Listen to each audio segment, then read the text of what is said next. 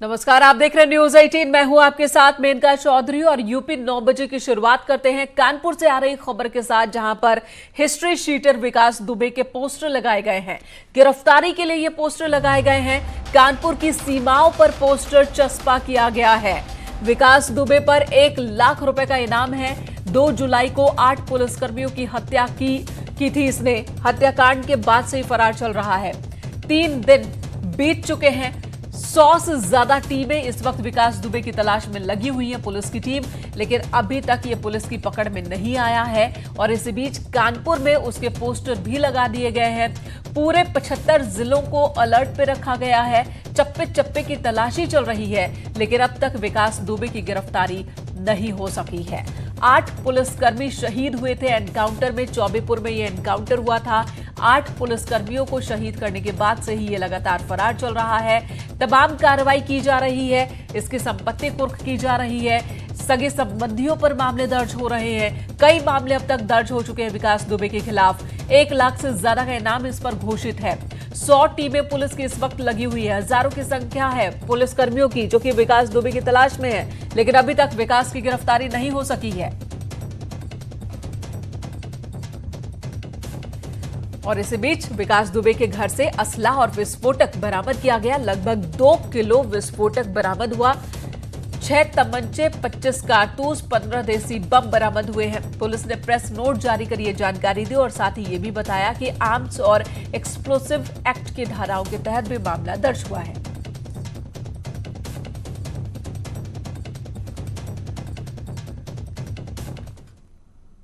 तो एक के बाद एक कार्रवाई हो रही है, लगातार कार्रवाई हो रही है, लेकिन जो एक खबर जिसके इंतजार में है सभी कि विकास दुबे की गिरफ्तारी कब होगी, कब वो पकड़ में आएगा, वो खबर अभी तक हाथ नहीं लगी है। लखनऊ से बड़ी खबर यह है कि विकास दुबे और उसके भाई के खिलाफ एफआईआर दर्ज हुई है। धोखाधड़ी, रंगदारी से वसूली के मामले में ये मामला दर्ज हुआ है। सरकारी नंबर की गाड़ी इसने धोखाधड़ी कर हासिल की थी। रायबरेली रोड के विनीत पांडे ने यह मामला दर्ज कराया है। सरकारी सीरीज की 2 कारें विकास दुबे ने हड़प ली थी। विनीत पांडे से ये दोनों एम्बेसडर कार उसने हड़पी थी। विकास और उसके भाई ने कार वापस मांगने पर जान से मारने की धमकी दी थी। कार पर लगा था जीएन का स्टिकर। सूत्रों के मुताबिक गवर्नर हाउस की ये कार बताई जा रही थी। कृष्णानगर थाने में धोखाधड़ी, रंगदारी की धाराओं में मुकदमा दर्ज हुआ है।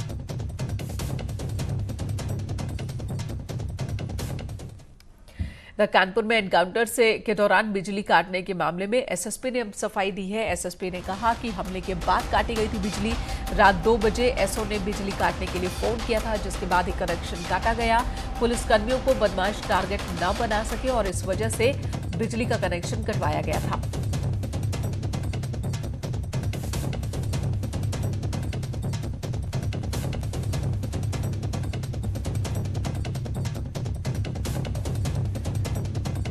बिजली रात 2 बजे काटी गई थी। बिजली का कनेक्शन काटा गया था और ये जो रिक्वेस्ट वो पुलिसकर्मियों की ओर से ही था, ताकि जो पुलिसकर्मियों को अपने टारगेट पर विकास दुबे और उसके साथी न ले सके। श्याम तिवारी कानपुर देहात से इस वक्त हमारे साथ मौजूद है, हमारे सहयोगी। श्याम, 3 दिन बीत चुका है। 100 से ज्यादा टीमें इस वक्त विकास दुबे की तलाश में है। एक के बाद एक कदम उठाए जा रहे हैं, लेकिन सवाल जस का तस बना हुआ है कि आखिर ये पुलिस की गिरफ्त में कब आएगा। कहीं ऐसा तो नहीं कि जब तक पुलिस एक्टिव होती उससे पहले ही ये फरार हो चुका है, उत्तर प्रदेश से बाहर निकल चुका है।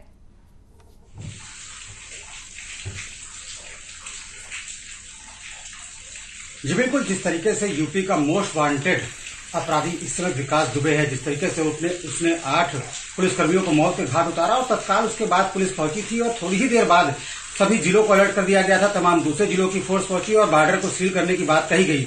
तो विकास दुबे के पास तकरीबन 1 से 1.5 घंटे का समय उस दौरान रहा होगा। उस दौरान वो जितनी दूर जा सकता था वहां वो गया और इसके बाद जिस तरीके से लगातार सख्ती बरती जा रही है, 40 थानों का पुलिस फोर्स लगा रहा है। इसके बाद 100 से अधिक टीमों का गठन कर दिया गया और अभी भी विकास दुबे पुलिस की पकड़ से दूर है। पुलिस को पता नहीं कि वो कहां पर है। तमाम जगहों पर पुलिस हवा में तीर चला रही है और उसकी संपत्तियों को कुर्क करना, उसके ऊपर कार्रवाई करना, इस तरीके की कार्रवाई तो हो रही है। लेकिन जी श्याम, ये बताइए, खबर ये भी आ रही कि हो सकता है कि चंबल के रास्ते वो निकला हो, अगर ऐसा करने में मुमकिन हो गया हो विकास दुबे, अगर वो चंबल में घुसने में दाखिल होने में अगर वो कामयाब हो गया हो, तो कितनी बड़ी चुनौती पुलिस के सामने हो जाएगी उसे पकड़ने में।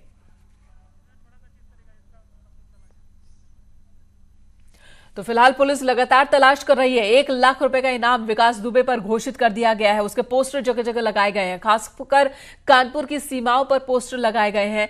लगातार जो चेकिंग अभियान है वो बहुत मुस्तैदी से पूरे उत्तर प्रदेश में चल रहा है, लेकिन अभी भी विकास दुबे की गिरफ्तारी नहीं हो सकी है। श्याम तिवारी हमारे साथ एक बार फिर से जुड़ चुके हैं। श्याम, पहले खबर आ रही थी कि शायद ये नेपाल भाग गया हो, लेकिन उस संभावना को कम कर दिया पुलिस ने, और अब जो बात सामने आ रही है कि शायद वो चंबल के बीहड़ इस रास्ते से दूसरे प्रदेश में घुस गया हो।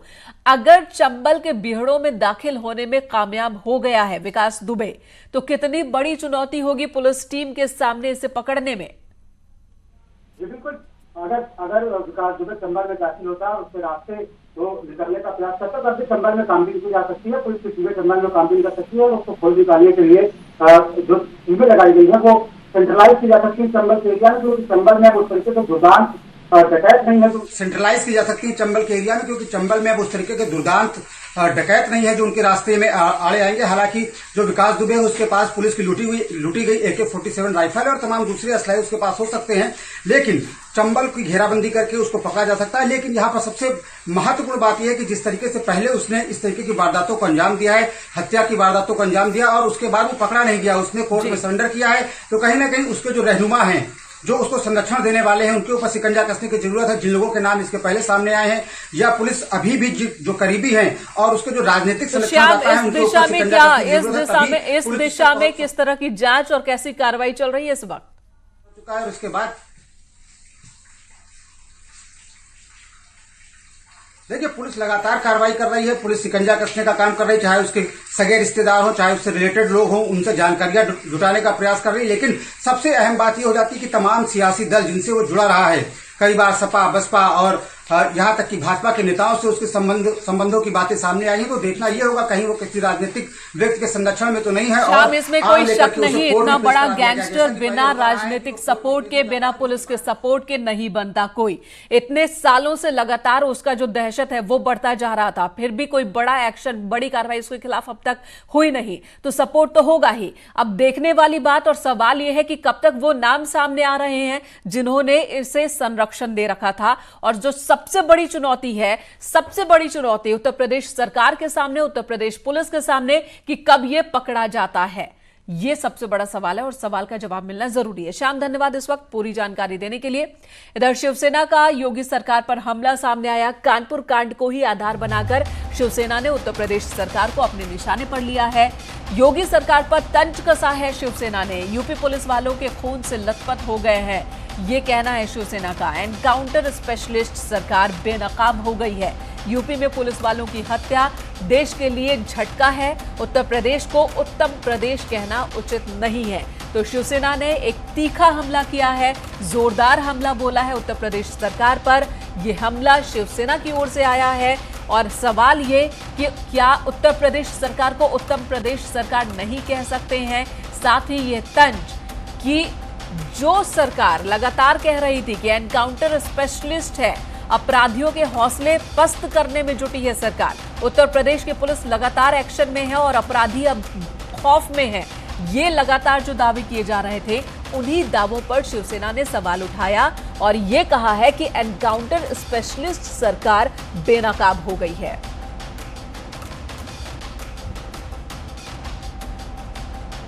हालांकि इसी बीच उत्तर प्रदेश पुलिस की कार्रवाई अलग अलग जगहों पर काफी तेज हो गई है। नोएडा में पुलिस ने माफियाओं पर कार्रवाई तेज कर दी।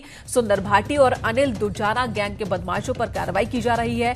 रविवार को एक बार फिर से बदमाशों पर कार्रवाई करने पुलिस बादलपुर इलाके में पहुंची थी, लेकिन बदमाशों के परिजनों ने विरोध किया तो पुलिस ने पैर पीछे खींच लिए और बिना किसी कार्रवाई के ही लौट आई। विरोध करने वाले 2 आरोपियों को पुलिस ने गिरफ्तार किया है, जबकि 31 लोगों के खिलाफ मामला दर्ज हुआ है।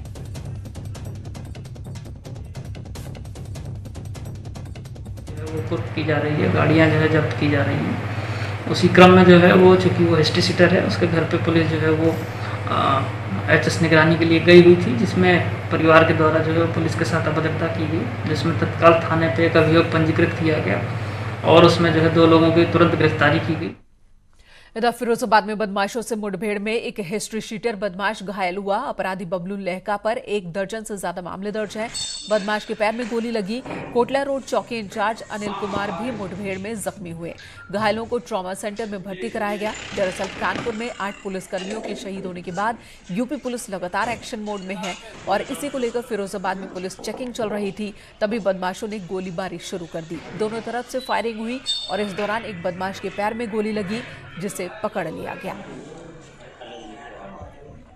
सवार पुलिस पे अचानक फायर किए और बैरिकेटिंग हमारी तोड़ते हुए भागने लगे। नगला पान सहायक पे जाके हम लोगों ने चेस करके उनको इंटरसेप्ट करके गिरा लिया। वहाँ पर फायरिंग उन्होंने की। आत्मरक्षा पुलिस ने भी फायरिंग की। इस फायरिंग में एक बदमाश को शरीर के निचले हिस्से में गोली लगी। थाने से जानकारी करने पता चला ये हिस्ट्री सीटर है और इसकी हिस्ट्री सीट को लिए लगभग 1 दर्जन मुकदमे इसके ऊपर हैं। हत्या, लूट और 307 के मुकदमे इसके ऊपर हैं और इसके साथ एक अन्य साथी भी। उधर जालौन में शराब के नशे में एक शख्स ने अपने पड़ोसी पर गोली चला दी, जिसमें उसकी मौत हो गई। मामला नंदी गांव का है। 2 पड़ोसियों में किसी बात को लेकर विवाद हुआ था, फिर मामला इतना बढ़ गया कि एक शख्स ने फायरिंग कर दी। फिलहाल पुलिस ने एक आरोपी को गिरफ्तार किया है। 2 की तलाश चल रही है। बता दीजिए सर, नंबर है आपके पास? थाने में मुकदमा पंजीकृत करने के बाद 2 लोगों को हिरासत में लिया गया है जो नामजद हैं और तीसरे के भी प्रयास चल रहे हैं कि जल्दी उन्हें हिरासत में लेकर पूछताछ की जाए और असली जो घटना है उसका खुलासा करके जल्द से जल्द जो विपक्षी हैं जिनके ऊपर नामजद कार्रवाई की गई है उनके ऊपर सख्त से सख्त कार्रवाई की जाएगी। इधर आगरा में वन विभाग और पुलिस ने अवैध खनन के खिलाफ कार्रवाई की। पुलिस ने अवैध खनन ले जा रहे एक ट्रैक्टर को पकड़ा, साथ ही एक युवक को धर दबोचा है। अवैध खनन के खिलाफ ये कार्रवाई थाना मनसुखपुरा इलाके में हुई। वन विभाग की टीम को खबर लगी थी कि राजस्थान के बॉर्डर से कई ट्रैक्टर अवैध बालू लेकर आ रहे हैं और इसी सूचना पर वन विभाग और पुलिस ने ट्रैक्टर्स की घेराबंदी शुरू की। कई ड्राइवर ट्रैक्टर छोड़कर फरार हो गए, जिसके बाद टीम ने उनका पीछा किया और फायरिंग। इस दौरान गोलीबारी भी हुई है। गोली ट्रैक्टर के पहिए में लगी, लिहाजा एक को पुलिस ने पकड़ लिया। भारतीय जनसंघ के संस्थापक और इसके पहले अध्यक्ष डॉक्टर श्यामा प्रसाद मुखर्जी की आज 119वीं जयंती है। इस मौके पर पीएम मोदी ने उन्हें नमन किया। पीएम मोदी ने ट्वीट में लिखा, डॉक्टर श्यामा प्रसाद मुखर्जी को उनकी जयंती पर नमन करता हूं। एक देशभक्त जिन्होंने भारत के विकास के लिए अनुकरणीय योगदान दिया। उन्होंने भारत की एकता को आगे बढ़ाने के लिए साहसी प्रयास किए। उनके विचार और आदर्श देश भर में लाखों लोगों को ताकत देते हैं।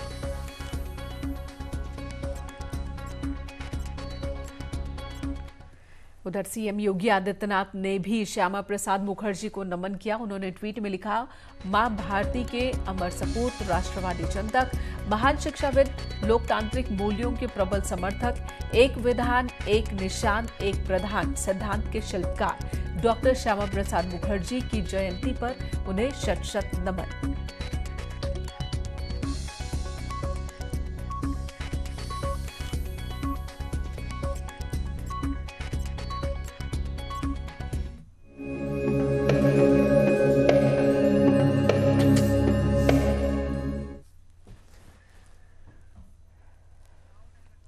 और सावन का पहला सोमवार है आज से ही सावन की शुरुआत हो रही है और अलग अलग जगहों पर शिव मंदिरों की तस्वीर कैसी, ये लगातार न्यूज 18 आपको दिखा रहा है। और इस वक्त हमारी सहयोगी अनामिका सिंह लखनऊ से हमारे साथ जुड़ चुकी हैं, रवि पांडे हमारे साथ वाराणसी से, हिमांशु आगरा से हमारे साथ मौजूद हैं, अमित राणा गाजियाबाद से हमारे साथ जुड़ रहे हैं। हिमांशु का रुख कर लेते हैं। हिमांशु, आगरा की तस्वीर दिखाइए। थोड़ी देर पहले अनामिका ने भी दिखाया था कि लखनऊ में किस तरह से मंदिरों में विशेष इंतजाम किए गए हैं और उन्हीं नियमों के साथ ही पूजा अर्चना चल रही है। हमने वाराणसी की भी तस्वीर देखी। इस वक्त बताइए कि आगरा में किस तरह की तस्वीर, आप कहां मौजूद? जी जीनत, आगरा की तस्वीर थोड़ा जुदा है प्रदेश के अन्य शहरों की अपेक्षा, क्योंकि आगरा में सबसे ज्यादा कोरोना पॉजिटिव पाए गए थे। हालांकि अब नंबर 5 पे है आगरा, लेकिन आगरा में मंदिरों के कपाट बंद हैं। आप देख सकते हैं, ये बलकेश्वर मंदिर है आगरा का, और जो आगरा के 4 प्रमुख महादेव के मंदिर होते हैं उसमें एक है ये बलकेश्वर मंदिर, लेकिन यहाँ का पट आप देखिए बंद है पूरी तरह से। अंदर पूजा पाठ जरूर हो रही है और घंटियों की आवाज भी आ रही है बराबर, लेकिन आगरा के लोगों से कहा गया है साफ साफ कि वह दर्शन पूजन जो भी हो अपने घर में करें, आवास के परिसर में करें, और सभी मंदिर जितने शिव मंदिर है वहाँ बाकायदे फोर्स तैनात कर दी गई है। भारी संख्या में पुलिस बल तैनात है आगरा के सभी मंदिरों में, ताकि लोग सुरक्षित रह सकें। और जो कोरोना को लेकर जिस तरह से नियंत्रित हुआ है आगरा का मामला, वह मामला बना रहे और लोगों का जीवन बचाने, लोगों का जीवन बचाने के लिए ही यह बड़ी कोशिश की गई है। जी हिमांशु, तो जहां पर हर साल पूजा अर्चना के लिए बड़ी संख्या में श्रद्धालु पहुंचते थे, इस बार यहां कपाट ही बंद है। आम श्रद्धालुओं के लिए आगरा में शिव मंदिरों के कपाट बंद, हालांकि पूजा अर्चना हो रही है। जो मंदिर के पुजारी हैं वही पूजा कर रहे हैं। अनामिका, लखनऊ की तस्वीर दिखाएं, इस वक्त आप कहां मौजूद हैं?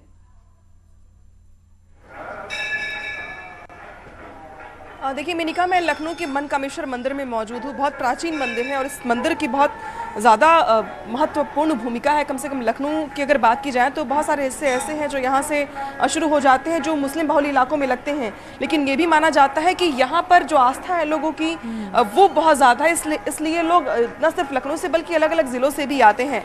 हालांकि आज जो तस्वीर देखने को मिल रही है, यहाँ पर भीड़ बिल्कुल भी नहीं है। थोड़ी देर पहले आपने दिखाया था कांग्रेस के प्रदेश अध्यक्ष अजय कुमार लल्लू पहुंचे थे, उसके बाद कोई और पहुंचा? बड़ा चेहरा या फिर किस तरह की संख्या लोगों की दिख रही है यहाँ पर? देखिए मैंने कहा, इससे पहले भी हम लोग यहाँ पे कवरेज के लिए आते रहे हैं, लेकिन होता हर बार ऐसा था कि सावन का जो पहला सोमवार होता है उस दिन कपाट बंद करने का समय नहीं मिलता था मंदिर प्रशासन को, और ये भी समय नहीं मिलता था कि मंदिर की सफाई हो सके। पूरा दिन लोगों का जमावड़ा लगा रहता था। सुबह 4 बजे मंदिर के कपाट खुल जाते थे, लेकिन इस बार ऐसा हुआ है कि मंदिर के कपाट 4 बजे के बजाय 6 बजे खोले गए हैं।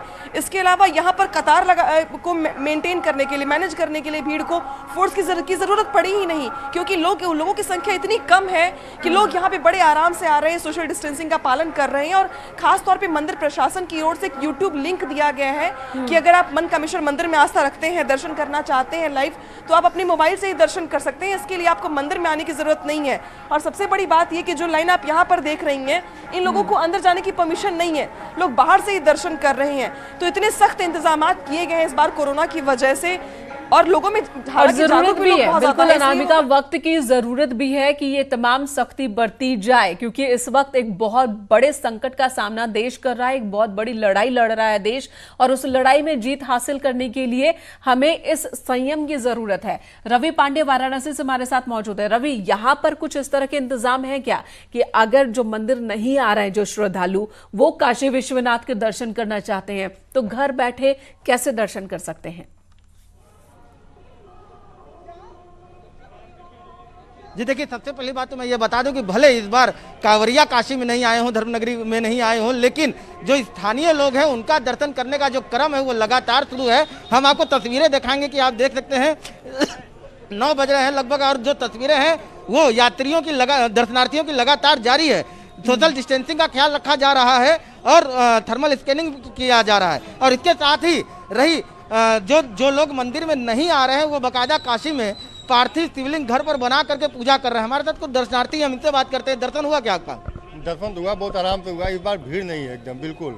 जहाँ लाखों लाख की भीड़ होती थी, इस बार हजारों में लोग हैं। कहीं न कहीं पे लोगों में डर है। नहीं, स्थानीय लोग जो हैं वो क्या धीरे धीरे आ रहे हैं? बिल्कुल बिल्कुल, स्थानीय लोग आ रहे हैं। भीड़ है, लंबी कतारें भी देखी जा रही हैं, लेकिन जिस हिसाब से लाखों लाख में भीड़ होती थी वो भीड़ अभी नहीं दिखाई दे रही है। दर्शन जलाभिषेक किया आपने? बहुत अच्छा जलाभिषेक, हर हर महादेव। जो दर्शनार्थी बाहर से आते थे, साउथ से आते थे, वो इस बार नहीं है, और वो उद्घोष नहीं हो पा रहा है जो एक बड़ी भीड़, लाखों की भीड़ में होता है। जी वाकई जो यहाँ पर जन सैलाब देखने को मिलता था, ऐसा लगता था कि एक एक श्रद्धालु को घंटों कतार में खड़े रहने के बाद उनकी बारी आती थी कि वो पूजा अर्चना कर पाते थे, भगवान भोलेनाथ के दर्शन कर पाते थे। लेकिन इस बार ऐसा नहीं है, लोगों की संख्या कम है, श्रद्धालुओं की संख्या कम है, जो पहुंच रहे हैं बहुत आसानी से दर्शन कर रहे हैं, उन्हें इस बात की खुशी है। लेकिन संयम बहुत जरूरी है। और इसी के साथ इस बुलेटिन में फिलहाल इतना ही। एक ब्रेक के लिए रुकेंगे, खबरें जारी हैं।